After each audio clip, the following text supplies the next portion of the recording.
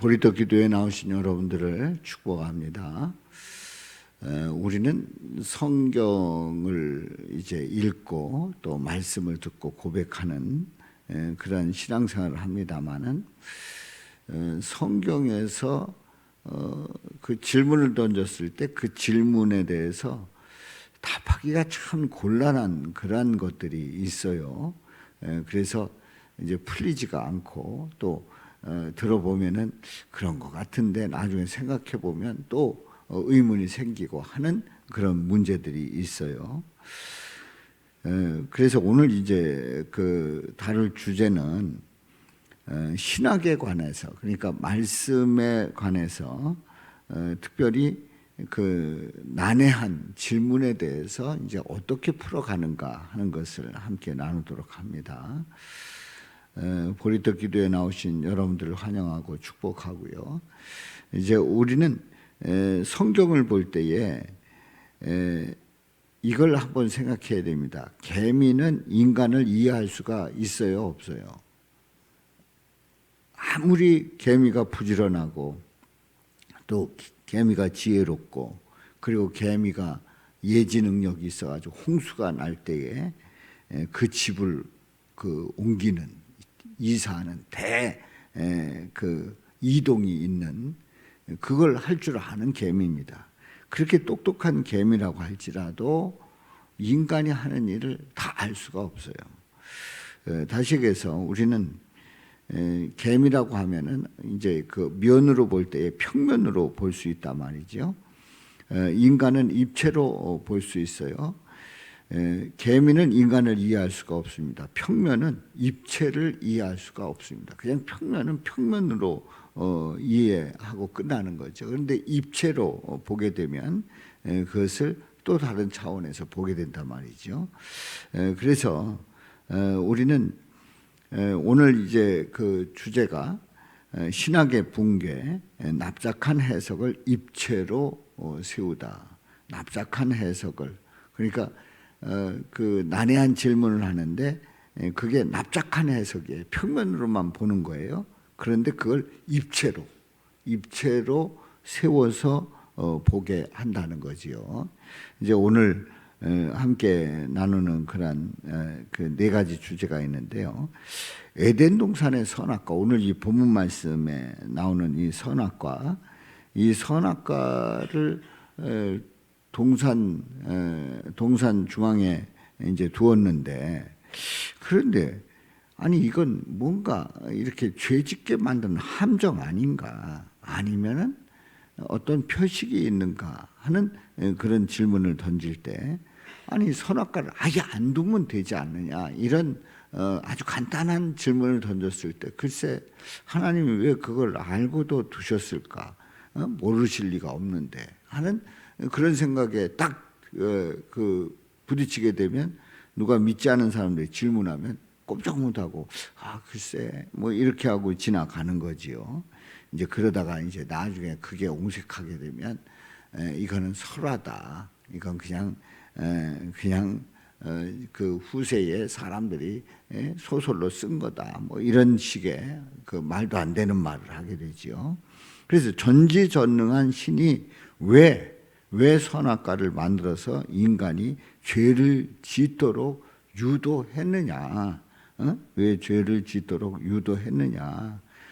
미래를 모르는 무능한 존재가 하나님이라는 분이 아니냐? 이런 뭐 그런 생각을 하게 되는 거지요. 그런데요, 하나님께서는 인간에게 자유를 주셨지만은 너는 주인이 아니다라고 하는 그런 표식을 하고 있습니다. 다시 얘기해서 선악과를 둔 것은 이건 함정이 아니고 피조물이 창조주를 넘보지 않게 하는 안전장치다.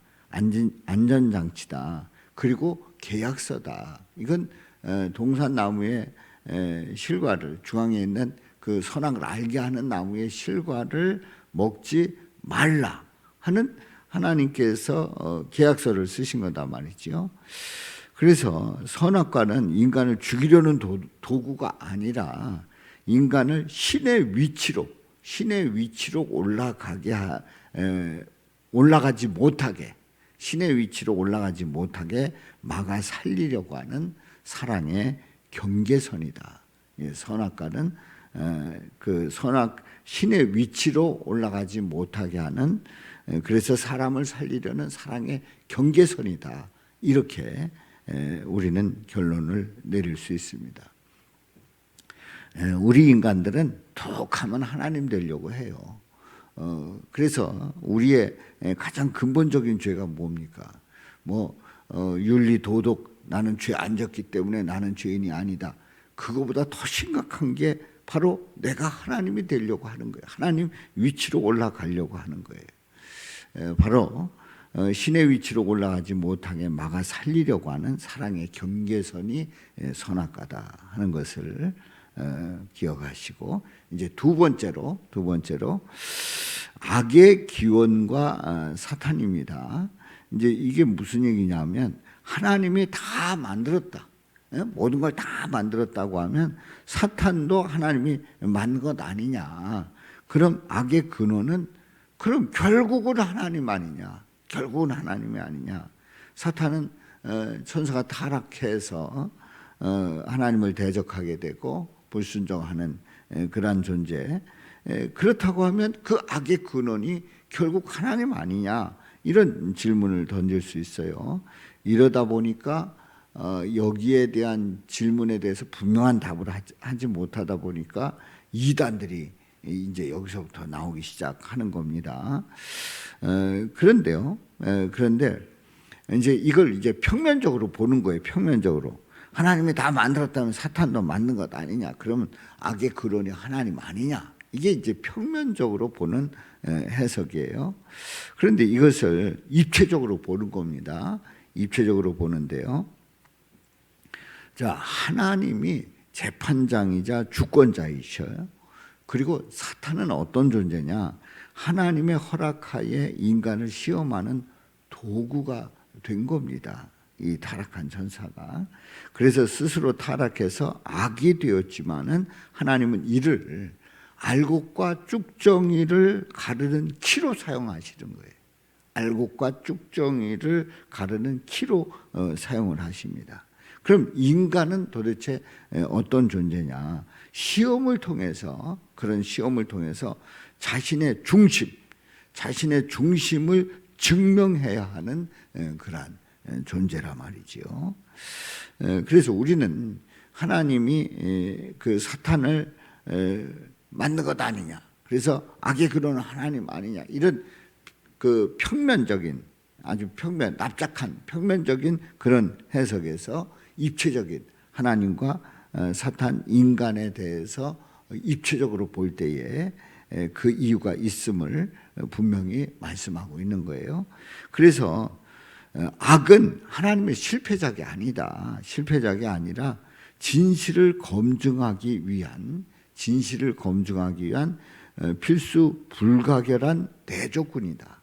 그러니까 대조적으로 진실을 검증하기 위해서 꼭 필요한 대조군이다 하는 얘기예요. 자, 어둠이 있어야 빛이 증명이 됩니다. 사탄의 존재는 하나님의 공의를 완성하는 그러한 부속품에 불과하다. 그러니까 사탄의 존재가 이 세상의 모든 걸 다 주관하거나 또 우리를 영원까지 가는 그런 데 책임지는 그런 사탄의 존재가 아니라 하나님의 공의를 완성하는 데 부속품, 이 주된 물품이 아니라 부속품에 불과하다 하는 것을 우리가 고백합니다. 이제 세 번째 질문이에요. 세 번째 질문.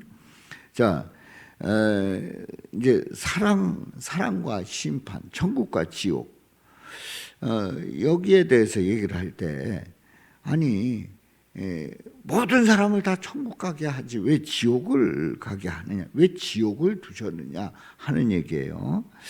이거는 모순이 아니라 이것은 위생이다. 다시 얘기해서 사랑의 하나님이 어떻게 사람을 지옥불에 던지냐 하는 거예요.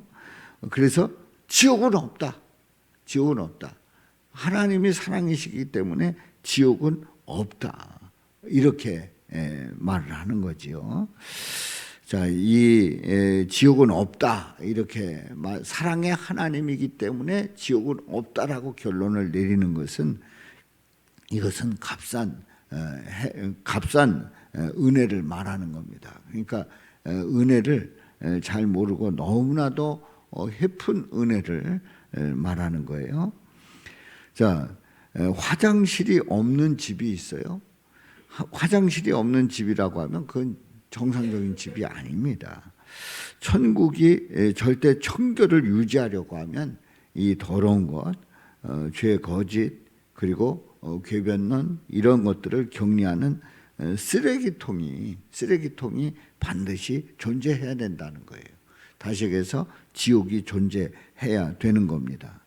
자, 지옥이 없다면 천국도 오염되고 지옥이 될 수 있단 말이지요. 그래서 지옥의 존재는 하나님이 거룩하시고 또 사랑이시라고 하는 천국을 지키시려는 강력한 증거임을 말씀하고 있는 거지요.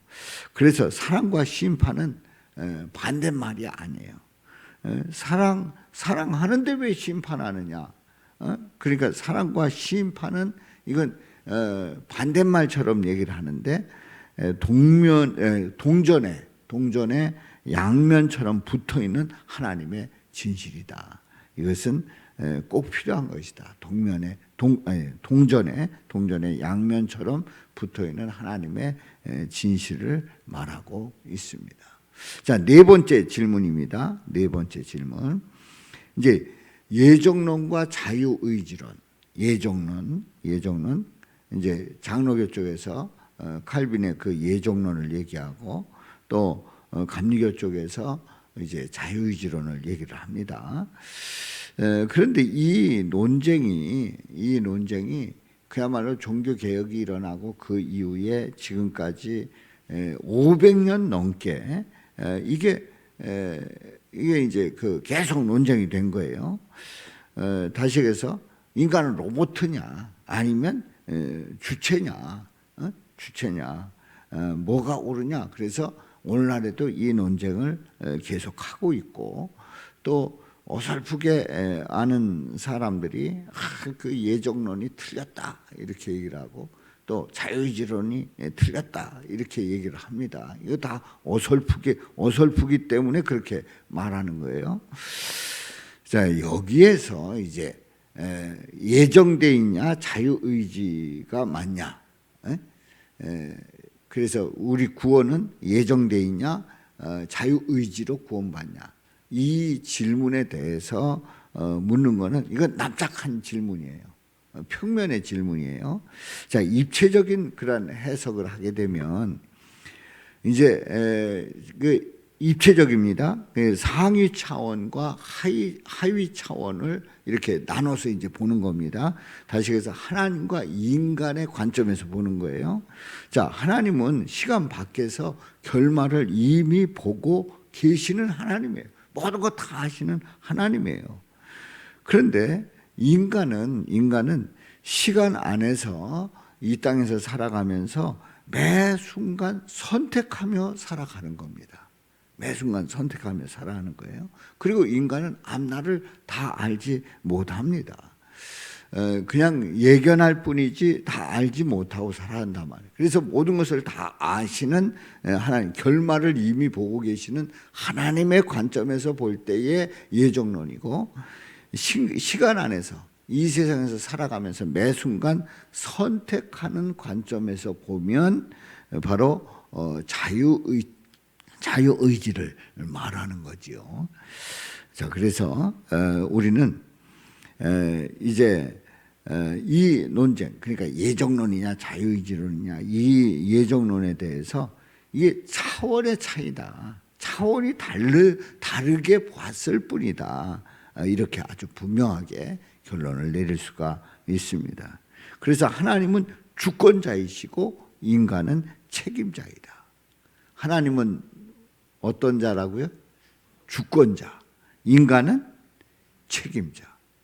하나님이 주권적으로 모든 것을 다 그 주관하여 이루어 가시고, 인간은 자신에 대해서 책임져야 하는, 그래서 선택해 나가는 그런 책임자이다. 그렇게 차원이 다른 그런 관점에서 보는 것이 예정론과 자유의지론이다 하는 것을 기억하시길 바랍니다. 자, 그래서 이제 오늘 이제 말씀을 이제 정리를 해보면, 선악과가 그 선악과에 대해서 이제 말씀을 드렸죠. 첫 번째, 그거는 내가 신이 아니다라고 하는 것을 분명히 얘기하고 있어요. 인간이 신이 될 수 없다, 하나님이 될 수 없다, 이걸 얘기하고, 또 악이 악이 왜 존재하는가, 여기에 대해서 물을 때에 그것은 우리를 테스트하는 과정이다. 세 번째로, 지옥이 왜 있느냐? 지옥이 없어야 되는데, 그렇다고 하면 거짓을 버리고 예수님을 믿고 예수님의 오라고 하는 그 말씀에 우리는 믿음으로 나가야 하는 거지요. 그래서 예정이냐 자유의지냐 했을 때에 이것은 차원이 다른 관점에서 보는 거다, 이렇게 보게 되면, 그냥 납작하게 평면적으로 보던 것이 입체적으로 보게 되면 우리가 질문했던 그런 것들이 풀리게 되고, 이 모든 것은 우리가 신학적인 어떤 딜레마, 이게 풀리지 않는, 이게 뭔가 하는 그런 것들이 사라지고, 결국은 하나님의 절대 주권 속에 우리가 살아가고 있다는 사실이죠. 아멘입니까? 하나님의 절대 주권 속에 우리를 자녀 삼아 주시고, 또 우리가 예수를 믿고, 또 하나님 나라의 소망을 두고 살아간다는 거, 얼마나 감사한 일인지요. 바로 하나님의 절대 주권 속에 살아가는 우리 성도님들마다 이런 문제가 있을 때마다 주님 바라보면서 풀어가시기를 주님의 이름으로 축원합니다. 살아계신